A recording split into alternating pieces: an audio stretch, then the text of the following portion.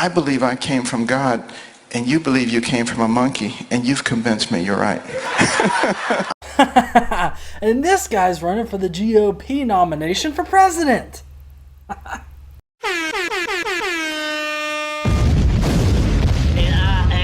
Godless engineer, a conscious pioneer, a logic general, a reason brigadier. More bullshit from the pulpit. Meet me in the comment section and you get schooled, bitch. The Godless engineer. Yes, if you didn't know, that was Ben Carson. He is currently running for the GOP nomination to run for president next year. And of course, he said some pretty dumb shit in the past, and apparently, while God was giving him answers to a chemistry test, he forgot to actually give him the knowledge that evolution is fucking real, and it's verifiable, and it is a goddamn fact. What pisses me off and bothers me the most in life is when adults, grown-ass adults, are telling people that evolution isn't fact. And then turn around and demand that you believe in talking snakes, that man was created by dirt and ribs who populated the planet through incest, who try and tell you that the ark is mathematically and scientifically possible. Yeah, I know, Ian. I mean, holy shit, this guy, he wants to run for president, but then he's going to be like, God made me and you think you came from a monkey. That is about the stupidest thing that you can say as a presidential candidate right now. Number one, you're inserting God into where it doesn't need to be. God doesn't need to be inserted in science at all. I know a lot of people might think that, it's a valid debate to have, this whole God went abracadabra, but then there's science that actually has facts and processes and methods and all that good shit to back it up and actually prove that it comports with reality. But here comes along Ben Carson, a so-called doctor who, I guess God made him a doctor by giving him the answers to a test. Or something I like to call cheating. You would honestly think that if God actually gave him the answers to that goddamn test that he thought that he aced because of God, he would have given him the knowledge to know that evolution's fucking real. Even George Bush knows this shit is fact. Is it literally true, the Bible? Probably not. No, I'm not a literalist, but I think you can learn a lot from it. So you can read the Bible and not take it literally. I mean, it's not inconsistent to love the Bible and to also believe in evolution, say. Well, I think you can have both. I think evolution can, look, you're getting me way out of my lane here, but I'm just a simple president. But I think that God created the earth, created the world.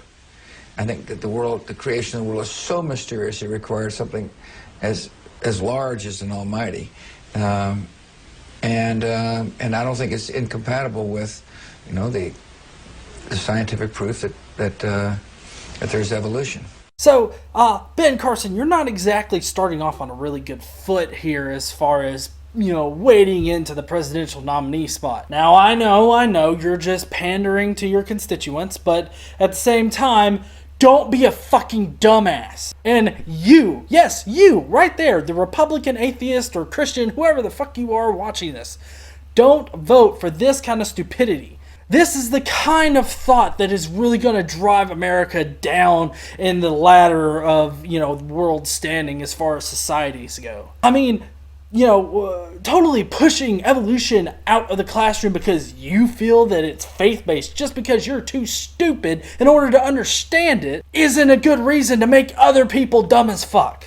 If you want to be taught creation and you want your kids to be taught creationism, then how about you stick them in a Christian school? Then they can go to a Christian college, which I guarantee you isn't going to be accredited by any kind of respectable institution in America. They're only going to be able to get jobs that look at those degrees and be like, well, it's a degree. He can at least fake this shit. I mean, seriously. And the number of colleges out there that teach creationism and teach all this stuff from a Christian perspective because they are a Christian private college and in no way funded by the government, is pretty sad because even one exists.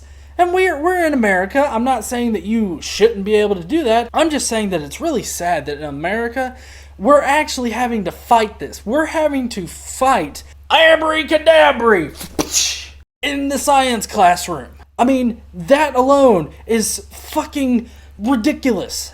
And just for educational purposes here, take what he just said, and if you don't remember, he said this shit. I believe I came from God, and you believe you came from a monkey, and you've convinced me you're right. We don't come from monkeys. No, not in the way that he means it exactly. We're part of the great ape family. We are related to other apes. We are apes ourselves. So, you know, the fact that he says that we don't come from monkeys just makes him sound like my ignorant neighbor across the street who teaches his kids that Jesus rose on the third day, forgives them their sins because he bled a little bit. Yeah, this is coming from a person that thinks that if you eat someone's flesh and drink their blood, you're not a cannibal or a vampire. No, you're saved. That should give you great pause whenever you're trying to vote for somebody into office. As far as us coming from monkeys goes, no, we're cousins to other apes. We are part of the great ape family. We have a common ancestor with other great apes, and that is as far as it goes.